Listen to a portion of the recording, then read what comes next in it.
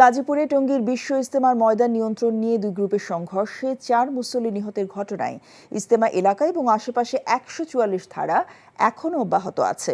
এদিকে সাতপন্থীদের নিষিদ্ধের দাবিতে দেশের কয়েকটি স্থানে বিক্ষোভ করেছেন জুবায়েরপন্থীরা। হত্যার প্রতিবাদে বরিশালে বিক্ষোভ মিছিল ও সমাবেশ করেছে জুবায়েরপন্থীরা। নগরের অশ্বিনী হলের সামনে সমাবেশ শেষে বিক্ষোভ মিছিল হয়। নওগাঁ শহরের মুক্তির মোড়ে ওলামা মাশায়েখ, তাবলিগি সাথী ও তৌহিদি জনতার ব্যানারে মানববন্ধন অনুষ্ঠিত হয়।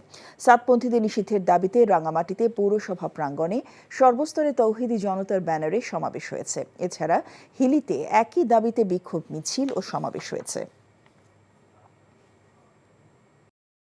চাকরি পেয়ে গেছি। চাকরি? আপনার কি কোনো কমন সেন্স নেই? আপনি একটা মানুষের বাসায় ঢুকে পড়ছেন কিভাবে? বাসায় প্রবেশের কি নিষেধ আছে নাকি? এই অসময়ে ছাদে আসার কারণ কি? নতুন করে কারো প্রেমে পড়লেন নাকি? আমি আকাশ দেখছিলাম, আকাশ দেখতে দেখতে হারিয়ে গেলাম, হঠাৎ করে আপনি আসলেন।